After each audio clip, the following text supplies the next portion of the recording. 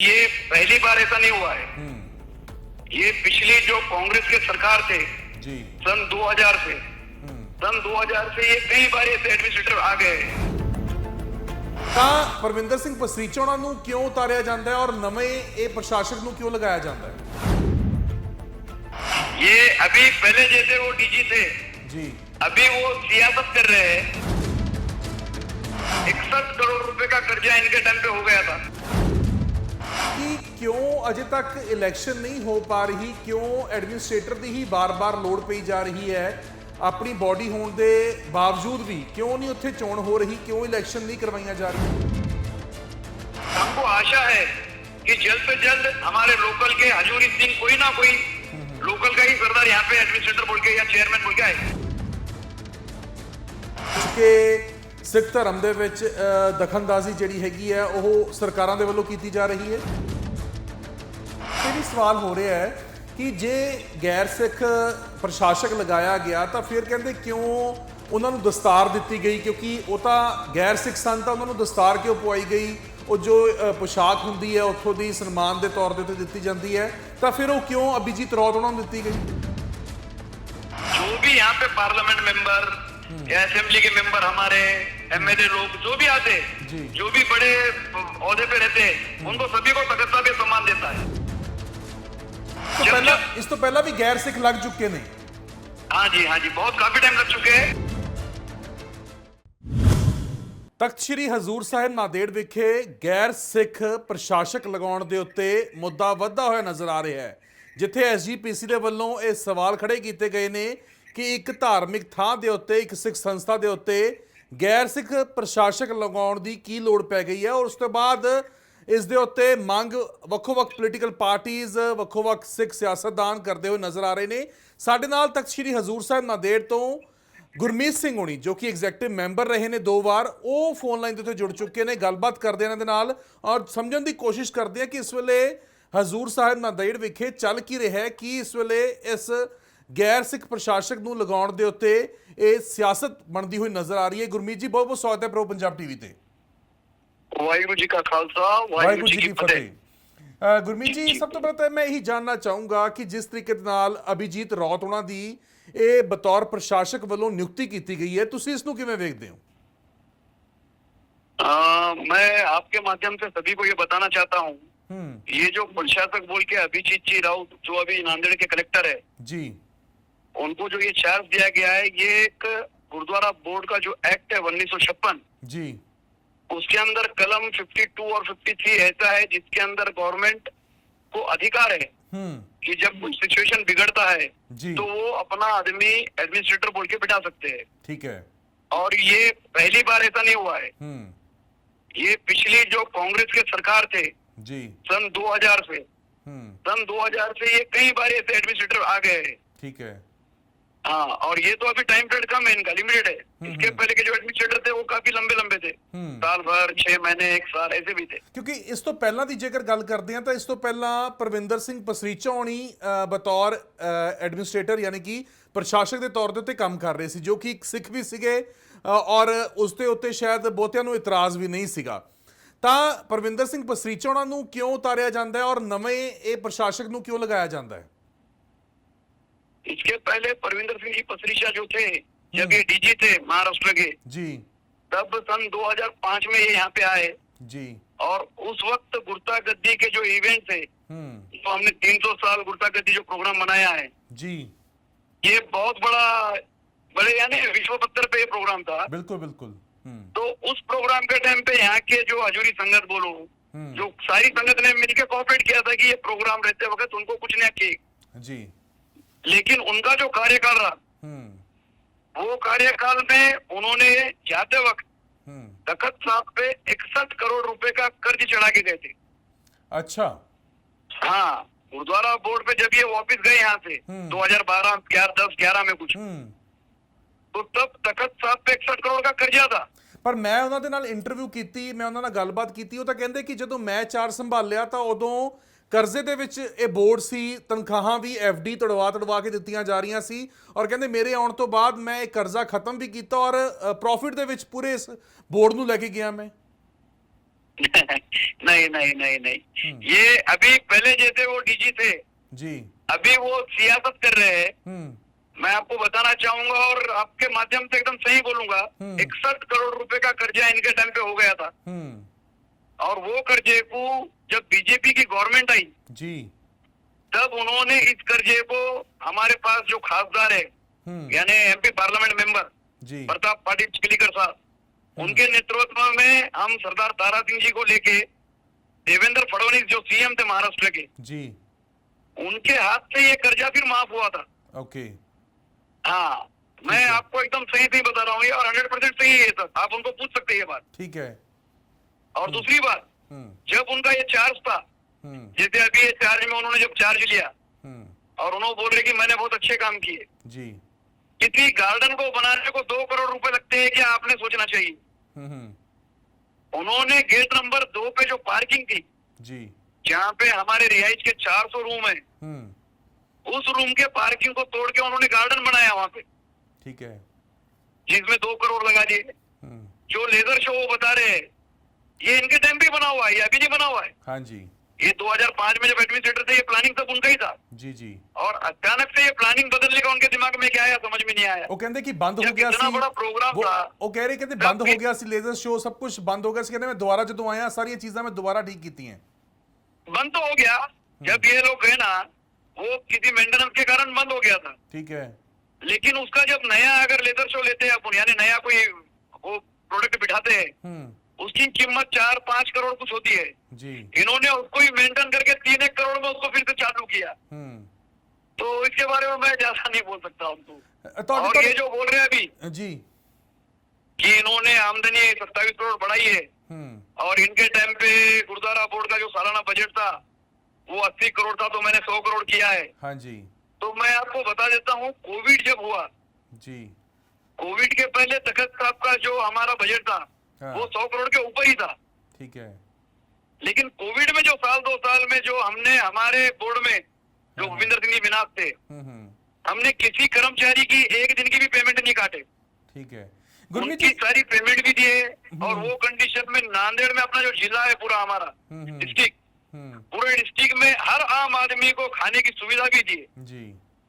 वो टाइम पे हमारे संगात संत बाबा बलविंदर सिंह जी जो कार सेवा वाले हैं जी, संत बाबा नरेंद्र सिंह जी बलविंदर सिंह जी, इन्होंने भी पूरा सहयोग किया और नांदेड़ के डिस्ट्रिक्ट में हमने किसी को भी भूखा नहीं रहने दिया। ठीक है। वो टाइम मैं पे एक चीज ये समझना चाहना कि क्यों अजे तक इलेक्शन नहीं हो पा रही, क्यों एडमिनिस्ट्रेटर दी ही बार-बार लोड़ पई जा रही है, अपनी बॉडी होने के बावजूद भी क्यों नहीं उत्थे चोण हो रही, क्यों इलेक्शन नहीं करवाइयां जा रही?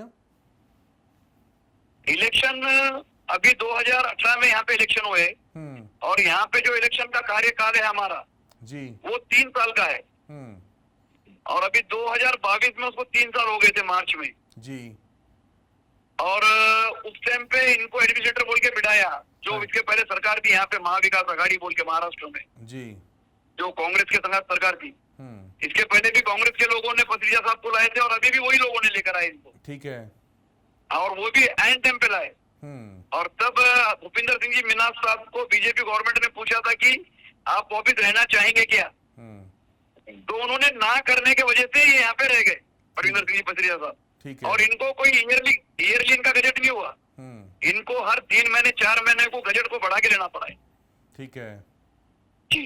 और हुण क्यों लोड़ पई फिर, हुण इन्हां नूं क्यों हटा के अभिजीत रौत जो डिस्ट्रिक्ट कलेक्टर ने उन्हां नूं लगाउणा पिया? इनका काम करने का तरीका पहले जैसा नहीं था।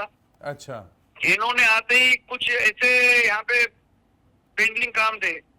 अभी जैसे इनके टाइम पे गुरुद्वारा बोर्ड की जमीनें थे हमारे पास, जितनी भी प्रॉपर्टी थे वो काफी बड़े पैमाने पे, और सभी प्रॉपर्टी पे 2008 में इनके रहते वक्त रिजर्वेशन लग गया था, यानी हम प्रॉपर्टी डेवलप नहीं कर सक रहे थे। बट वो तो कहते कि मैं टेंडर सिस्टम शुरू किया जिसका किराया 50 ਲੱਖ ਆਉਂਦਾ ਸੀਗਾ ਐਗਜ਼ੀਬਿਸ਼ਨ ਦਾ, ਜੇਕਰ ਕਿਸੇ ਨੇ ਕਰਾਣੀ ਹੁੰਦੀ ਕਹਿੰਦੇ ਉਸ ਤੋਂ ਸਾਨੂੰ 2-2 ਕਰੋੜ ਆਉਣ ਲੱਗ ਗਿਆ।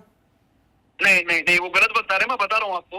प्रॉपर्टीज जो रिजर्वेशन थी उसको इन्होंने 1 साल भर रहने के बावजूद भी वो रिजर्वेशन नहीं हटा सके अभी, वो रिजर्वेशन में है। और जो ये बोल रहे किराया जी, जो तखत साहब के किराएदार थे पुराने जी, वो किराए को इन्होंने बढ़ा के किराया बढ़ाया है। अभी मैं आपको छोटा सा एक एग्जांपल देता हूँ, जी। तखत साहब पहले से ही एजुकेशन में बहुत बड़ा काम करता है।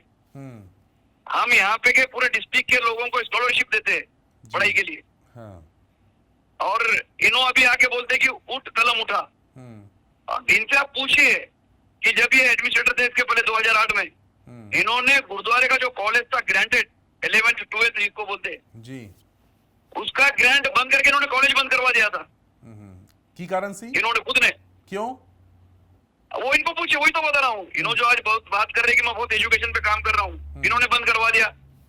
तखत साहब का सिस्टम ऐसा है कि एजुकेशन हम नो प्रॉफिट और नो लॉस पे करते हैं, यानी जिससे हर वर्ग के लोगों को पढ़ाई में सुविधा हो जी।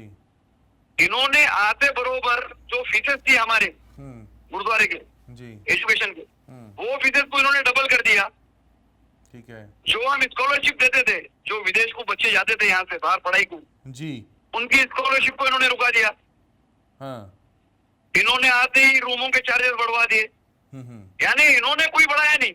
और जो ये बोल रहे कि मैं 27 करोड़ का फायदा कर रहा हूँ जी, ये इनसे पूछिए कि इन्होंने नुकसान कितने करोड़ का किया है, टेंडर्स कितने करोड़ के किए हैं, उतना तो इन्होंने खर्चा कर दिया है।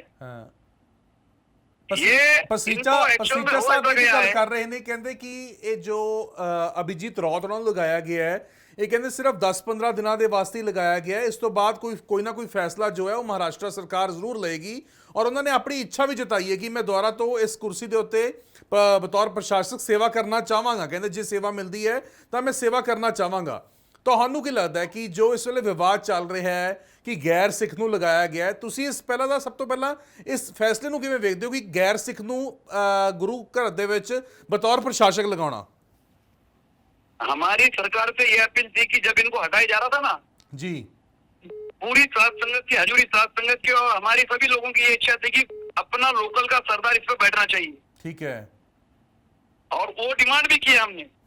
लेकिन मैं आपको बता रहा हूँ कि जो प्रैक्टिस है गवर्नमेंट की जी, जिसमें जो अधिकार है और इतने 11 आवर्स के टाइम में उनको जो पहले काम करना चाहिए जी, कि जैसा उन्होंने कलेक्टर को टेम्पोररी चार्ज दे दिया है। हाँ। और जल्दी से, जैसा पथरिया साहब भी बोल रहे हैं कि जल्द से जल्द गवर्नमेंट इसके अंदर चेंजेस करेंगी जी। और हमको आशा है कि जल्द से जल्द हमारे लोकल के हजूरी सिंह कोई ना कोई लोकल का ही सरदार यहाँ पे एडमिनिस्ट्रेटर बोल के या चेयरमैन बोल के आए जी। और जो पथरिया साहब बोल रहे हैं हाँ। कि उन्होंने भी आने में इंटरेस्टेड है जी, तो मैं ये कहना चाहूंगा कि परमात्मा ने जिसके भागों में सेवा लिखी है जी, उसको कोई रोक नहीं सकता। हाँ हाँ। क्योंकि हम खुद नहीं सोचे थे कि जिन्होंने 61 करोड़ का खर्चा किया है वो दोबारा गुरुद्वारे पे एडमिनिस्ट्रेटर बोलकर आएंगे, लेकिन उनके तकदीर में थी ये सेवा जी, लेकिन वो उन्होंने कर नहीं सके बराबर अभी भी। ਔਰ ਤੁਹਾਨੂੰ ਲੱਗਦਾ ਹੈ, ਤੁਹਾਨੂੰ ਇਦਾਂ ਜਾਪਦਾ ਹੈ ਕਿ ਜਾਣਬੁੱਝ ਕੇ ਸਿੱਖ ਧਰਮ ਦੇ ਵਿੱਚ ਦਖਲਅੰਦਾਜ਼ੀ ਜਿਹੜੀ ਹੈਗੀ ਹੈ ਉਹ ਸਰਕਾਰਾਂ ਦੇ ਵੱਲੋਂ ਕੀਤੀ ਜਾ ਰਹੀ ਹੈ? नहीं, जानबूझ के तो नहीं बोल सकते, लेकिन इसमें कहीं ना कुछ कम ज्यादा हो रहा है। और उसके अंदर सबसे बड़ी बात यह है, जो हमारी SGPC जो संस्था है सिखों की सबसे बड़ी जी, वो संस्था कहीं ना कहीं कम पड़ रही है। क्योंकि 11 कलम जो है तो आज नहीं लगा ना, ये तो 2015 में लगा हुआ है जी, जिससे गवर्नमेंट ने अपने अधिकार में प्रेसिडेंट को रखा है। इसका विरोध तब भी हुआ। ਅੱਛਾ, ਇੱਕ ਇਹ ਵੀ ਸਵਾਲ ਹੋ ਰਿਹਾ ਹੈ ਕਿ ਜੇ ਗੈਰ ਸਿੱਖ ਪ੍ਰਸ਼ਾਸਕ ਲਗਾਇਆ ਗਿਆ ਤਾਂ ਫਿਰ ਕਹਿੰਦੇ ਕਿਉਂ ਉਹਨਾਂ ਨੂੰ ਦਸਤਾਰ ਦਿੱਤੀ ਗਈ? ਕਿਉਂਕਿ ਉਹ ਤਾਂ ਗੈਰ ਸਿੱਖ ਸਨ, ਤਾਂ ਉਹਨਾਂ ਨੂੰ ਦਸਤਾਰ ਕਿਉਂ ਪਵਾਈ ਗਈ? ਉਹ ਜੋ ਪੋਸ਼ਾਕ ਹੁੰਦੀ ਹੈ ਉੱਥੋਂ ਦੀ ਸਨਮਾਨ ਦੇ ਤੌਰ ਦੇ ਉੱਤੇ ਦਿੱਤੀ ਜਾਂਦੀ ਹੈ, ਤਾਂ ਫਿਰ ਉਹ ਕਿਉਂ ਅਭਿਜੀਤ ਰੌਤ ਉਹਨਾਂ ਨੂੰ ਦਿੱਤੀ ਗਈ? अभिजीत राउत जी का जो अभी यहाँ पे एडमिनिस्ट्रेटर बोलकर हुआ है गजट, उस हिसाब से उनको सम्मान बोल के वो दिया गया है। और उन्हीं को नहीं, जो भी यहाँ पे पार्लियामेंट मेंबर या असेंबली के मेंबर, हमारे MLA लोग जो भी आते, जो भी बड़े ओहदे पे रहते, उनको सभी को तखत साहब ये सम्मान देता है। हाँ, सभी को देता है। ਤਾਂ ਕਿ ਕੁਝ ਲੋਕ ਇਹ ਵੀ ਕਹਿ ਰਹੇ ਸੀ ਕਿ ਤਖਤ ਸਾਹਿਬ ਨੇ ਜਿਵੇਂ ਇਹ ਸਨਮਾਨ ਦਿੱਤਾ ਤਾਂ ਤਖਤ ਸਾਹਿਬ ਨੇ ਕੀ ਸਵੀਕਾਰ ਕਰ ਲਿਆ ਸੀ ਅਭਿਜੀਤ ਰੌਤ ਨੂੰ ਬਤੌਰ ਪ੍ਰਸ਼ਾਸਕ, ਜਾਂ ਸਵੀਕਾਰ ਨਹੀਂ ਕੀਤਾ? नहीं, स्वीकार अभी तक तो किसी संगत ने स्वीकार नहीं किया है, लेकिन जो गवर्नमेंट का काम है उन्होंने गजट काढ़ा है, उन्होंने चार्ज लिया है। और फॉर्मेलिटी जो रहती है जी, एडमिनिस्ट्रेटर का काम जो रहता है कि डे टू डे काम चल रहा है या नहीं चल रहा वो देखना। हाँ वो उससे ज्यादा कुछ करेंगे नहीं, वो डे टू डे ही काम चलने देंगे। ਕਿਉਂਕਿ ਇਹ ਵੀ ਗੱਲ ਹੈ ਨਾ, ਜਿਹੜੇ ਵਿਅਕਤੀ ਨੂੰ ਸਿੱਖ ਮਸਲਿਆਂ ਬਾਰੇ ਜਾਣਕਾਰੀ ਨਹੀਂ, ਸਿੱਖ ਇਸ਼ੂਜ਼ ਦੇ ਬਾਰੇ, ਉਹਨਾਂ ਚੀਜ਼ਾਂ ਦੇ ਬਾਰੇ ਧਿਆਨ ਨਹੀਂ, ਤਾਂ ਉਹ ਕਿਵੇਂ ਉਸ ਕੁਰਸੀ ਦੇ ਉੱਤੇ ਬਹਿ ਕੇ ਉਸ ਪੋਜੀਸ਼ਨ ਨੂੰ ਜਸਟੀਫਾਈ ਕਰ ਸਕਣਗੇ। ਤਾਂ ਇਸ ਦੇ ਨਾਲ ਤਾਂ ਓਵਰਆਲ ਕੰਮਕਾਰ ਦੇ ਵਿੱਚ ਹੀ ਰੁਕਾਵਟਾਂ ਆਉਣਗੀਆਂ। आपके माध्यम से ये बताना चाहता हूँ कि सिख मर्यादा के हिसाब से अगर सही में देखा जाए तो एक सिख ने ही ये सेवा करनी चाहिए जी। लेकिन इसके पहले नॉन सरदार के साथ साथ अभी जैसे पसरिया साहब भी आ गए, ये संपूर्ण सिख है क्या? हाँ, ये भी तो आपने सोचना चाहिए। जैसे वो बोल रहे हैं, यहीं भी तो कोई ना कोई गड़बड़ है ना। पसरीचा साहब संपूर्ण सिख हैं या नहीं है? ये आप उनसे पूछिए, वो अमृत छके है क्या पूछिए उनसे, अमृतधारी है क्या पूछिए आप उनसे। अगर अमृतधारी है तो आप उनका रूप रंग सब देखते हैं, आपको पता है कैसा रहना चाहिए अमृतधारी। ਔਰ ਇਸ ਤੋਂ ਪਹਿਲਾਂ ਗੁਰਮੀਤ ਜੀ ਕਦੀ ਐਵੇਂ ਹੋਇਆ ਕਿ ਕੋਈ ਗੈਰ ਸਿੱਖ ਪ੍ਰਸ਼ਾਸਕ ਲਗਾਇਆ ਗਿਆ ਹੋਵੇ, ਜਾਂ ਪਹਿਲੀ ਵਾਰ ਹੋਇਆ? नहीं, इसके पहले काफी टाइम हुआ है, कम से कम 8 से 10 बार हुआ है। अच्छा, उसका मैं आपको गजट भी भेज दूंगा, आप बोले तो आपको व्हाट्सएप कर दूंगा गजट उन सभी के मैं आपको। हाँ, तो फर्स्ट टाइम नहीं है। ਇਸ ਤੋਂ ਪਹਿਲਾਂ ਵੀ ਗੈਰ ਸਿੱਖ ਲੱਗ ਚੁੱਕੇ ਨੇ। हाँ जी, बहुत काफी टाइम लग चुके हैं। मैं आपको बता रहा हूँ ना कि 1956 जो एक्ट है तखत साहब का, हाँ जी, उसके अंदर कुछ कदम ऐसे हैं जिसमें अगर ਤੇ तखत ਫਿਰ साहब का काम ਇਸ ਵਾਰ ਜ਼ਿਆਦਾ ਇਹ ਇਸ਼ੂ ਹਾਈਲਾਈਟ ਕਿਉਂ ਹੋਇਆ? ਜੇ ਪਹਿਲਾਂ ਵੀ ਗੈਰ ਸਿੱਖ ਪ੍ਰਸ਼ਾਸਕ ਲੱਗੇ ਤਾਂ ਇਸ ਵਾਰ ਹੀ ਜ਼ਿਆਦਾ ਇਸ ਨੂੰ ਕਿਉਂ ਤਵੱਜੋ ਦਿੱਤੀ ਜਾ ਰਹੀ ਹੈ ਜਾਂ ਹਾਈਲਾਈਟ ਹੋ ਰਿਹਾ ਹੈ? क्योंकि ये पसरिया साहब को हजम नहीं हुआ है कि वो यहाँ से जल्दी हट गए, ये इसलिए हाईलाइट हो रहा है। ठीक है, उनकी इच्छा अभी भी है। और यहाँ पे सेवा करना सिर्फ भागों का काम है, नसीब में तकदीर में होना चाहिए यहाँ की सेवा। ये कोई 7-12 नहीं है कि अपने नाम पे परमानेंट रजिस्ट्री करवा लिया आपने जी। हाँ, तो वो उन्होंने लगे हुए उनके हिसाब पर से। ए फॉर श्योर है, ये चीज साफ है कि ये जो गैर सिख प्रशासक लगाया भी है, ये घट समय वास्ते लगाया है, लॉन्ग टर्म वास्ते नहीं लगाया गया। नहीं, लॉन्ग टर्म वास्ते बिल्कुल नहीं है। आप बेफिक्र रहिए, निश्चिंत रहिए। ये जल्द से जल्द सरकार इसके अंदर जल्द से जल्द कुछ ना कुछ करेंगी। और अभी देखने में ऐसा आ रहा है कि हमारी एसजीपीसी संस्था ने भी लेटर दिया है जी, तो शायद जल्दी से फर्क पड़े इसका। ਤਾਂ ਤੁਹਾਨੂੰ ਲੱਗਦਾ ਕਿ ਇਹ ਵੀ ਲੱਗਦਾ ਕਿ ਜਿਵੇਂ ਗੁਰਦੁਆਰੇ ਦੇ ਜੋ ਪੁਰਾਣੇ ਐਗਜ਼ੈਕਟਿਵ ਮੈਂਬਰਸ ਨੇ ਉਹ ਵੀ ਅਪੀਲ ਕਰਨਗੇ ਸਰਕਾਰ ਨੂੰ, ਔਰ ਕੋਈ ਚਿੱਠੀ ਲਿਖ ਰਹੇ ਹੋ ਤੁਸੀਂ ਸਾਰੇ ਇਕੱਠੇ ਹੋ ਕੇ ਕਿ ਇਸ ਦੇ ਉੱਤੇ, ਇਸ ਪੋਸਟ ਦੇ ਉੱਤੇ ਕੋਈ ਅੰਮ੍ਰਿਤਧਾਰੀ ਸਿੱਖ ਹੀ ਬਤੌਰ ਪ੍ਰਸ਼ਾਸਕ ਲਗਾਇਆ ਜਾਵੇ? बिल्कुल, हम लोग तो यहाँ से दे रहे हैं और हमारी इच्छा है कि प्रशासक अमृतधारी हो, सरदार हो, और उससे बड़ी बात अगर वो लोकल यहाँ का रहा तो बहुत अच्छा होगा। उसका कारण ऐसा है, घर का काम घर का ही आदमी संभाल सकता है जी, बाहर वाला हमारे घर को आगे नहीं चला सकता। ये हमारा घर है तखत साहब, यहाँ के हमारे पूर्वजों ने काफी सेवा की है। ਕਿਉਂਕਿ ਅਕਸਰ ਇਹ ਵੀ ਸਵਾਲ ਖੜੇ ਹੁੰਦੇ ਨੇ, ਭਾਵੇਂ ਉਹ ਕੋਈ ਮਰਜ਼ੀ ਧਰਮ ਹੋਵੇ, ਕਿ ਜੋ ਬੋਰਡਸ ਬਣੇ ਹੁੰਦੇ ਨੇ ਉਸ ਦੇ ਵਿੱਚ ਟਰਾਂਸਪੇਰੈਂਸੀ ਨੂੰ ਲੈ ਕੇ ਸਵਾਲ ਖੜਾ ਹੁੰਦਾ ਹੈ।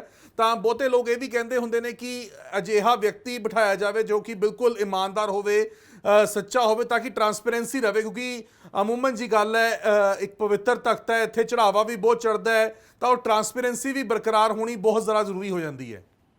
बिल्कुल सही है, बिल्कुल सही है। ट्रांसपेरेंसी भी होना चाहिए। मैं आपको एक छोटा सा किस्सा बताता हूँ। हर जगह पे जहाँ भी पॉलिटिक्स होता है जी, वहाँ पे 2 ग्रुप रहते हैं। काम करने वाला ग्रुप काम करता है और जिसको ऑब्जेक्शन लेना है वो ऑब्जेक्शन लेते रहता है, भले ही काम अच्छा हो या बुरा हो। वैसे वो 2 सिचुएशन में ये लोग हमारा फायदा उठाते रहते हैं। हमारे पास भी वैसे 2 धड़े हैं। ਪਸਰੀਚਾ ਸਾਹਿਬ ਦਾ ਇਹ ਵੀ ਕਹਿਣਾ ਸੀ ਕਿ ਇੱਥੇ ਉਹਨਾਂ ਦੇ ਆਉਣ ਤੋਂ ਪਹਿਲਾਂ ਕੁਝ ਇਹੋ ਜਿਹੇ ਲੋਕਾਂ ਨੂੰ ਤਨਖਾਹਾਂ ਦਿੱਤੀਆਂ ਜਾ ਰਹੀਆਂ ਸੀ, ਡਰਾਈਵਰ ਦਾ ਜਾਂ ਕਹਿ ਕੇ ਕਹਿੰਦੇ ਸੈਲਰੀ ਦਿੱਤੀ ਜਾ ਰਹੀ ਸੀ, ਔਰ ਉਹਨਾਂ ਦੇ ਕੋਲ ਡਰਾਈਵਿੰਗ ਲਾਇਸੈਂਸ ਨਹੀਂ ਸੀ, ਗੱਡੀ ਚਲਾਉਣੀ ਨਹੀਂ ਆਉਂਦੀ ਸੀ, ਔਰ ਕਿਵੇਂ ਕਹਿੰਦੇ ਉਹ ਸੋਨੇ ਤੋਂ ਪਾਣੀ ਕੱਢਣਾ ਸ਼ੁਰੂ ਕਰ ਦਿੱਤਾ ਸੀਗਾ। ਤਾਂ ਬਹੁਤ ਕਹਿੰਦੇ ਧਾਂਦਲੀਆਂ ਸੀਗੀਆਂ ਜਿਹੜੀਆਂ ਉਹਨਾਂ ਦੇ ਵੱਲੋਂ ਆ ਕੇ ਠੀਕ ਕੀਤੀਆਂ ਗਈਆਂ। नहीं, उन्होंने ठीक कुछ भी नहीं किया है। धांधलिया हो सकते हैं, उनको पूछिए उन्होंने क्या किया, उसके ऊपर कोई कार्रवाई की है क्या? धांधली होना अलग बात हो गया, अलग विषय हो गया। अब जैसे 61 करोड़ रुपए इन्होंने कर्जा करके गए थे, फिर से ये एडमिनिस्ट्रेटर बोलकर आ गए, ये भी तो धांधली है ना। हाँ, तो ठीक नहीं हुआ। फिर भी पसरिया साहब बड़े हैं, तजुर्बा उनको काफी था, डीजी रह चुके थे, उन्होंने तो सिस्टम को ऐसा चलाना चाहिए था कि हमको उनके ऊपर गर्व होना चाहिए था। लेकिन उन्होंने ये बारी सिर्फ ईगो में रह के अपने मैं पने में रह गए। हाँ, उनको लग रहा था कि मैं, और उन्होंने क्या डेवलप किया, गार्डन। अब वो बोले हुई बात नहीं है। ਠੀਕ ਹੈ ਗੁਰਮੀਤ ਜੀ, ਧੰਨਵਾਦ ਤੁਹਾਡਾ तमाम ਜਾਣਕਾਰੀ ਦੇ ਵਿੱਚ ਸਾਂਝ ਪਾਉਣ ਦੇ ਲਈ ਔਰ ਆਪਣੀ ਗੱਲਬਾਤ ਜਿਹੜੀ ਹੈ ਉਹ ਰੱਖਣ ਦੇ ਲਈ, ਕਿਉਂਕਿ ਅਸੀਂ ਇਸ ਤੋਂ ਪਹਿਲਾਂ ਪਸਰੀਚਾ ਸਾਹਿਬ ਉਹਨਾਂ ਦੀ ਵੀ ਗੱਲਬਾਤ ਕੀਤੀ ਰੱਖੀ ਤਾਂ ਉਹਨਾਂ ਦਾ ਆਪਣਾ ਕਹਿਣਾ ਸੀ ਔਰ ਤੁਹਾਡਾ ਹੁਣ ਨਵੇਂ ਵਿਚਾਰ ਨੇ, ਨਵੀਆਂ ਚੀਜ਼ਾਂ ਤੁਸੀਂ ਦੱਸੀਆਂ ਨੇ, ਅੱਗੇ ਰੱਖੀਆਂ ਨੇ, ਤਾਂ ਧੰਨਵਾਦ। ਔਰ ਅਸੀਂ ਆਸ ਕਰਦੇ ਹਾਂ ਕਿ ਜਲਦ ਇਸ ਫੈਸਲੇ ਦੇ ਉੱਤੇ ਸਰਕਾਰ ਦੇ ਵੱਲੋਂ ਕੋਈ ਧਿਆਨ ਦਿੱਤਾ ਜਾਵੇ ਔਰ ਇੱਕ ਅੰਮ੍ਰਿਤਧਾਰੀ ਸਿੱਖ, ਉੱਥੋਂ ਦਾ ਵਸਨੀਕ, ਜਿਵੇਂ ਤੁਸੀਂ ਕਹਿ ਰਹੇ ਹੋ, ਕਿ ਜੋ ਵੀ ਸੂਝਵਾਨ ਵਿਅਕਤੀ ਉਹਨਾਂ ਨੂੰ ਲੱਗੇ ਉਹ ਇਸ ਪ੍ਰਸ਼ਾਸਕ ਦੀ ਕੁਰਸੀ ਦੇ ਉੱਤੇ ਲਗਾਇਆ ਜਾਵੇ। ਬਹੁਤ ਬਹੁਤ ਧੰਨਵਾਦ ਗੁਰਮੀਤ ਜੀ। बहुत बहुत धन्यवाद, बहुत बहुत धन्यवाद। धन्यवाद। Thank you. Waheguru ji Fateh.